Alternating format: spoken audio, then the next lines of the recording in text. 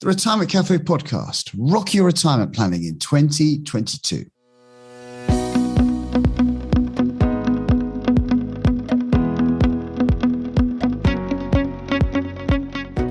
Hello, and welcome to another episode of the Retirement Cafe podcast with me, your host, Justin King. If you're thinking about your retirement or already retired, you're in the right place. My aim is to help you plan for and live a successful and meaningful retirement. Retirement is far more than just a financial event. It's a significant life event, a major transition, which will bring with it new challenges and opportunities. So each episode contains tips, information, and inspiration to help you feel more informed and confident about your retirement. I hope you enjoy today's episode. Hello and welcome to 2022 and to my podcast. I hope you've had a wonderful Christmas and celebrated the new year with those who matter to you most. The beginning of January is the time when so many of us make resolutions to do different things, to live our lives in different ways and make changes. Maybe we'll quit a bad habit or start something new, not least in the world of personal finance. So many people start the year with great intentions. They plan to pay off debt, save more for retirement, or get a grasp on their pensions maybe. But are these the right things to be tackling? It can be hard to create a plan for mastering your money if you're not really sure where your priorities lie. So in this episode, I want to make you aware of the big priorities when it comes to personal finance and specifically retirement planning. These are the things that you may want to tackle in 2022. It all starts with awareness. I aim to help you feel more aware of any planning issues you may have, aware of how things could be instead, and ultimately aware of what you can do to bring about the change that you want or need. I want this episode to be actionable and highlight the steps you can take to address any issues you might uncover. And for those of you who already feel on top of your money, this episode may serve as a sense check or checklist and make you feel confident in your retirement planning, or even a little smug for being so organized. So make yourself comfortable, and with Kathy's help, I aim to help you unpack a few ideas about retirement planning. Welcome, Kathy. Hello. Good to be back. Great. What have you got for me today? Okay, so the retirement planning, I can be a little bit slopey-shouldered, but it's not passed me by that I'm getting a bit closer to 50 and I probably should be paying a bit more attention. So I'm wondering whether you can help me identify what those key things are that I need to be thinking about and looking at. So what would you say, what's up first? Well, for anyone listening to this or watching us on YouTube, I think it's all about understanding, first of all, what we currently spend. And if you're single or a couple, what's going out on a regular basis. And therefore, what would continue to go out when we were retired, and maybe what wouldn't go out. So therefore, we get an idea, first of all, what we're spending currently, and that may also help us understand what we could save. And second of all, going, right, okay, out of the stuff that we've got going out at the moment, what would continue to go out? And maybe our lifestyles will change in retirement. We've got two reasonably young children at the moment. They'll have grown up and maybe we'll have more time to go on holiday. So therefore, our spending patterns may shift. So it's kind of just trying to look at where we are at now and how that might change in the future. And what's the best way to kind of go about doing that? Obviously, you use some quite fancy software, don't you, to map that out for the people that we work with. But what about, if I was at home on my own, how should I go about doing that? I mean, it is as easy as, well, there's a couple of ways you could do it. And awareness is really quite an empowering thing. So, you could just go and download your bank statement from the bank. I mean, you might still get one in paper form, but we get ours electronically, and you can download those into a spreadsheet. They often have most banks have a kind of facility where you can extract the data and then you just put it into a columns. That's all it needs, and tot it all up.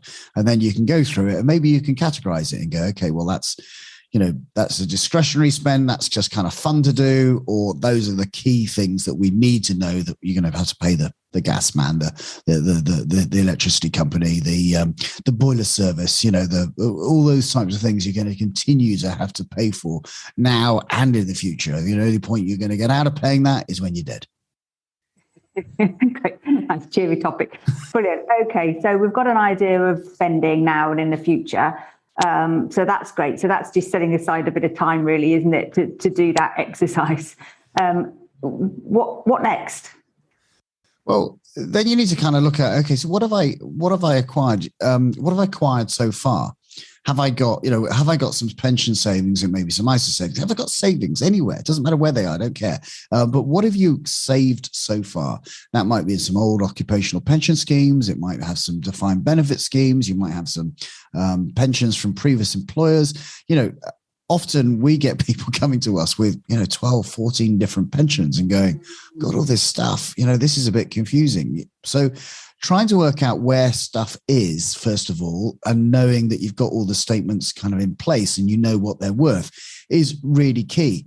The other benefit that we've covered many times before, and we've got some videos on this, of course, is understanding your state pension. This is the bedrock of your retirement income, and therefore you need to understand what that is as well. So what you're going to get, how much you've acquired so far, whether there's any gaps in your state pension history. So there's a few things, but lost pensions is huge. People kind of easily move on. Maybe you only spend 6 months or 3 months with a company, and you may have some pension accrual there that hasn't carried on with you. So just often an easy thing to do is maybe just go back in your history and think, who did I work for? And when I worked for them, where's that pension? Yeah, I mean, it's really easy, isn't it? Like you say, it's really easy to lose track of things like that. And so is there, if someone's kind of going through that process and say, well, I used to work at this company and I don't seem to have, I don't seem to know where my pension is from that company. How can they go about actually trying to find out what they've got? Well, there is a pension tracing service that if people have actually lost details, we'll put some information in the notes below the video and on the Retirement Cafe website for that in the show notes. If you kind of really can't find a company, and companies can go bust, of course, they can disappear or they get taken over, so it is easy to lose stuff. But once you've worked out, right, I've got all these different pots, I've got all these different plans with people. It's then trying to work out, well, what are they worth? I mean, how much are they actually, what are they worth today? And then, of course, what are they likely to be worth in the future? Yeah, I mean, these, I know from looking at my own pension statements, they're not the easiest things to understand necessarily, are they? Because there's so many assumptions. They're assuming you're going to retire at a certain age, or you're going to start drawing the money at a certain age. They're assuming the growth on your investments, and so many factors, and particularly if you're still quite a long way from retirement. I mean, how do you actually work out, how do you compare one with another? How do you kind of go, well, this one's saying I'm going to get, my pot will be worth this amount, and this one's looking at a different year and saying it'll be worth that amount. How do you get your head around that to make it meaningful? Yeah, now you are getting to more trickier ground, and of course, this is the type of work that we do. And illustrations, I'm not a great fan of them because there's something inherently kind of wrong with predicting something even 10, 15 years in the future. And the growth rates that they've assumed on these illustrations, they're often assuming that you turn that pot of money into an annuity. That's kind of unlikely nowadays with low interest rates and high life expectancy for a lot of people. Not saying annuities can't be the answer, but they rarely are at the beginning of retirement. I think often enough they can be later on. So trying to just build up this pattern and go, okay, so if we knew what they all were worth today, I've got 5,000 in this one and 50,000 in this one and 100,000 in that one. Okay, so if I project them all forward at a relatively conservative rate, maybe 2 or 3% above inflation, what's that amount of money I'm going to have at my retirement age? Or if at 57 or 59 or 63 or 68, depending on when you want to to draw on those pension savings. It doesn't actually mean retirement.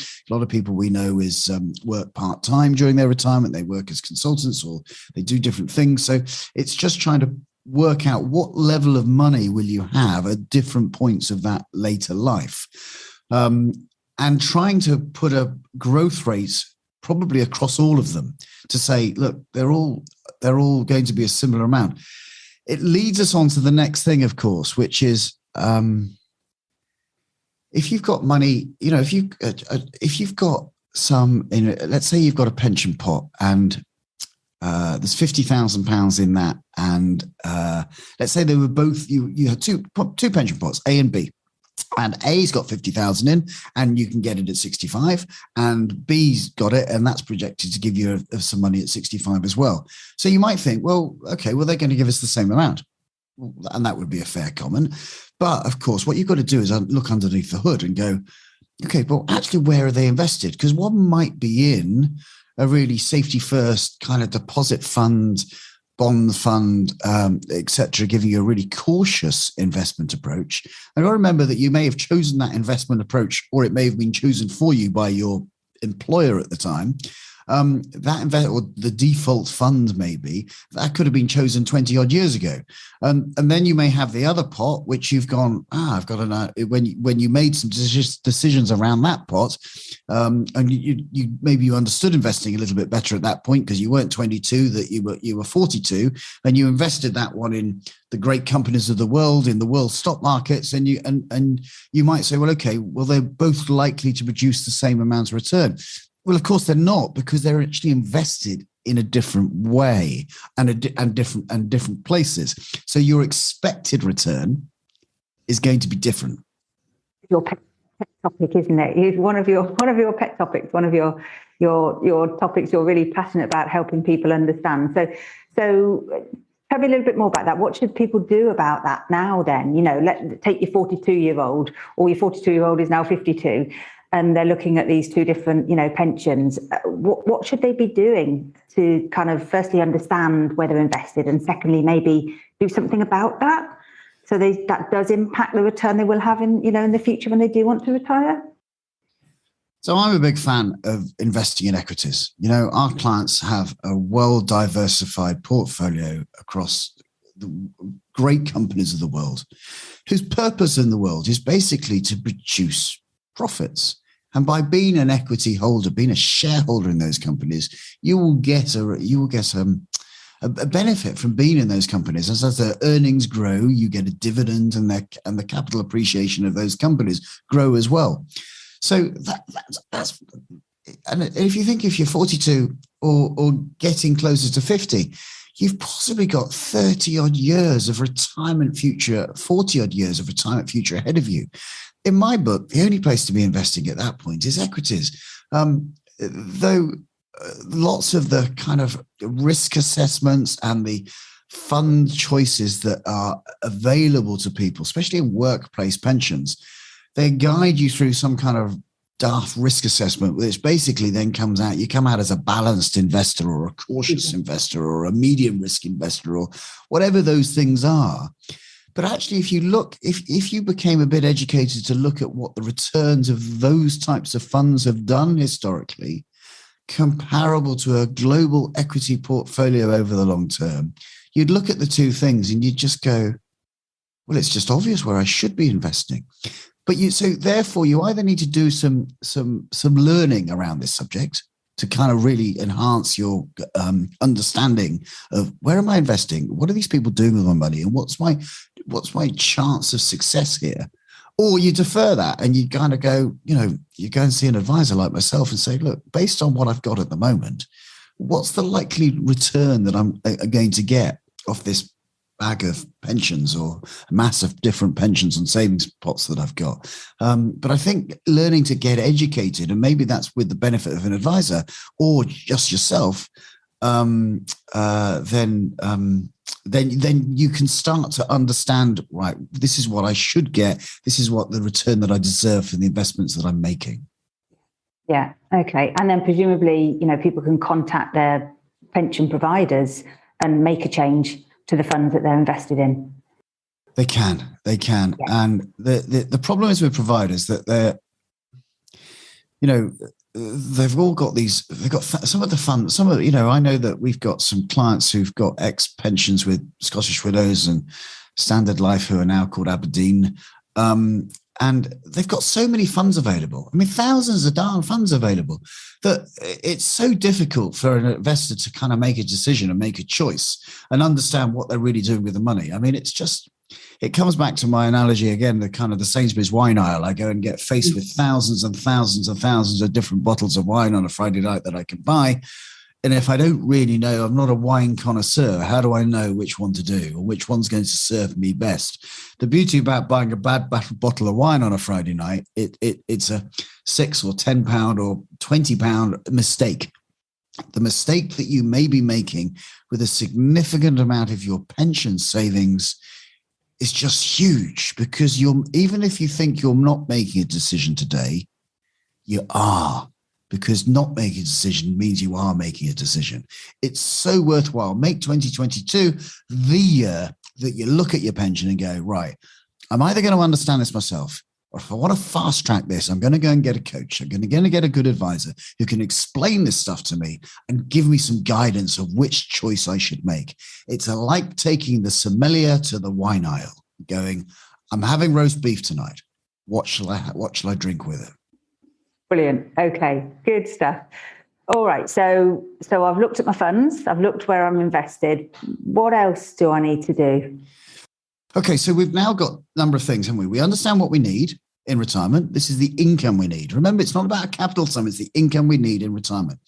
We understand where our pensions are. We know what they're worth. We've then looked at what they're invested in, and from that, we can then make an expected idea of what the return is going to be. Just look back in history. It's a guide. It's not going to tell us the future. It's not a crystal ball, but you can go, okay, a global portfolio of equities has returned north of 10% per year on a long-term 30, 40-year investment return. Okay, well, that's pretty significant, but you've got to look at it in relation to what inflation is as well. And then you go, okay, well, if I got my money invested in that type of thing, and I assume maybe a more cautious investment growth rate, let's say 4 or 5% a year, what will that give me in the future? And then I've now got that future amount, and it can be as simple. It is a little bit more complicated because there's tax and there's lots of things to work out.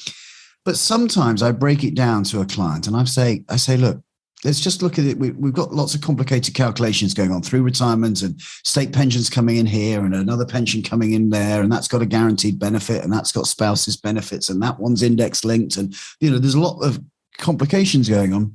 And by the way, your tax rate will be this and that, depending on how much cash you take, tax-free cash, different things are going on. But of course, you could just turn around and go, if I've got £100,000 in my retirement savings pot at retirement, and I need £10,000 a year, in a very straightforward, excluding inflation for a second, because that's quite crucial, but excluding inflation, £100,000, £10,000 a year, it's going to last me 10 years. Okay, it gives me a ballpark, doesn't it? That it's good. If I've got 200,000, it's going to last me 20 years. 300,000, it's going to last me 30 years. Okay, now we're starting to get an idea of, have I got enough in my pot? Is it going to grow to enough? If it's not, of course, you then just go, how do I make it better? Well, I either make it better by getting a better rate of return on my investing. That's one of the levers we can pull, or contributing more, sticking more savings into that pot, deferring some of the purchases you were going to make today for future purchases when you're retired. Your future self will thank you for it. Good stuff. Great. Okay. And so is there a way of people kind of working out, if they've got this gap, let's say they've their pension, let's say my savings are going to provide for me for 20 years, but I want them to provide for me for 30 years. So I've kind of got this gap of, for sake of argument, simple numbers, £100,000. How do I then kind of work out, how much to contribute, how much more I need to contribute, because you've got all the growth figures and things like that? Or do you just do it on a really simple basis of got to save another £100,000 over the next 20 odd years until I want to retire?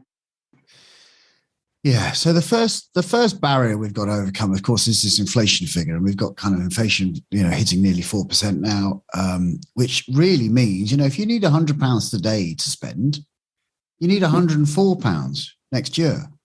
And that will just keep compounding up. So at least we need to make sure that the £100 that you're putting aside today will grow at least by inflation. And only way you can do that is look at it and go, what assets have continued beating inflation over the long term? Little inside secret there, it's equities, but beating inflation over the long term, and also has an opportunity to maybe even provide a better return than inflation. But I just work on a kind of conservative basis and think, okay, if I've worked out that I need £100 to spend in the future, and whatever future that is, 20 years, 30 years time, go, okay, I need to invest that £100. Now, the beauty of our pension system is that actually the government helps us out. They contribute more. And if you're with a benevolent employer, in fact, even if you're in an auto-enrolled scheme and they're making the minimum contributions, you are getting some extra pay from your employer. We've got clients who are getting, they're matching the client's contributions. So the client pays 10% in and the employer pays 10%. Well, wow. This is free money. This is just extra money. This is just suddenly, by you saying I'm going to save, they'll save for you. That's doubling your contribution. So, and then on top of that, you've got your tax relief. Tax relief as well. So all of a sudden, you've got this massive opportunity to turn, £60 maybe into £100 just by the tax relief. Now, all of a sudden, you're saying, okay, well, I need to save £100 for a future spend because I need that money in the future. And I'm hoping that with a following wind that equity growth will at least meet inflation. So I know that if I stick away 100 quid today, it's 100 quid I can spend in the future. Now, of course, it will grow, but it's in real terms, it's £100 in real money that I can take to the supermarket and buy a basket of goods. So if my shopping is £100 a week now, I can go to the supermarket in the future whenever I get to that retirement date and go, right, I'm going to withdraw. Now, we know, of course, in 30 years' time, we're going to need to withdraw more than 100, but I'm just going to presume that equities over the long term will have at least met inflation. So I will be able to go and buy still the same basket of goods. And I just work on that basis. And then if I'm going to dial that back and go, okay, well, I'm a basic rate taxpayer, the government's going to add £20. So that £100 is actually going to cost me 80. And if I'm a 40% taxpayer, that contribution is only going to cost me 60. Brilliant. And if my employer's contributing in as well, sometimes they'll then contribute the national insurance saving. Sometimes they'll make these additional savings. So therefore, it might only even cost £50. And all of a sudden, putting £50 in for that future spend of 100, you just look at the pension planning opportunity, and it's just vast. Brilliant. Okay, that's great. That's really broken it down in quite a simple way. So is there anything else I should really be thinking about as I edge that little bit closer to 50? No, not really. I think just going through that understanding and becoming aware, becoming a grown-up here. We've just got to turn around and go, look, I should probably know this stuff. And so, even if you're so disinterested in it that you really can't be bothered, just go and get a good advisor. Just go and, know any out there? Of course we can help, but there are plenty of good advisors. I'd really look for someone who's a certified financial planner, as well as being a chartered financial planner, because they've been tested to a really high level. We can put a link in there where you can go and find a certified financial planner. You'll hear lots about chartered. I like chartered. I'm chartered myself, but I'm also certified, and the certified financial planning just illustrates that people can really help people do the planning aspect of this type of work. It's a bit like we could probably service our own lawnmowers or something. It's a standard 2-stroke engine. They're not too complicated. With a handbook, you could probably work it out. Alternatively, you may choose to just give it to someone to do and go, can you do that, and pay them to do it.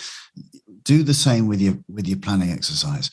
One thing that I have noted recently, and we're going to cover this in a bit more detail, I know, in later episodes, but you can just go and pay a fixed fee for some planning advice. Therefore, we do lots of that work where we're not going to sell them investments, and we're not going to take over their pension plans, and we're not going to look after their money. So it's just they come along, develop me a retirement plan, bring all my stuff into place so I can see what's going on, tell me what I should do, tell me the type of assets I should invest in to get the return that I need when I hit that retirement day. A fixed fee retirement planning service is probably what you need to be looking for. Good stuff. Great. Well, I've got plenty to be cracking on with. Thanks for that. Yes, I look forward to our dinner party conversations. Brilliant. Great. Thank you. Well, thanks to you, Kathy, to help me explain my thoughts about how to make 2022 the year that you really rock your retirement planning. I hope you found our conversation helpful. If you have any questions that popped up for you as you've listened or as you've watched, if you'd like a second opinion on your financial plan, don't hesitate to get in touch with us and I'll do my best to answer. You can get me on my email at hello@theretirementcafe.co.uk or via Twitter at JustinKingCFP. And of course, my regulated financial planning practice, MFP Wealth Management. I've referenced a lot of other podcasts and videos in this episode, and you may want to listen to or watch to delve in more detail about certain topics. So check out our notes for all those links. As always, if you've enjoyed this podcast, please leave a review on Apple Podcasts to help more people like you find us, or share this episode with someone you feel who will benefit. It really does help. It just leaves me to wish you a happy and healthy and really fulfilling 2022. And good luck with your retirement planning. So until next time, I'm Justin King, helping you feel more informed about your retirement.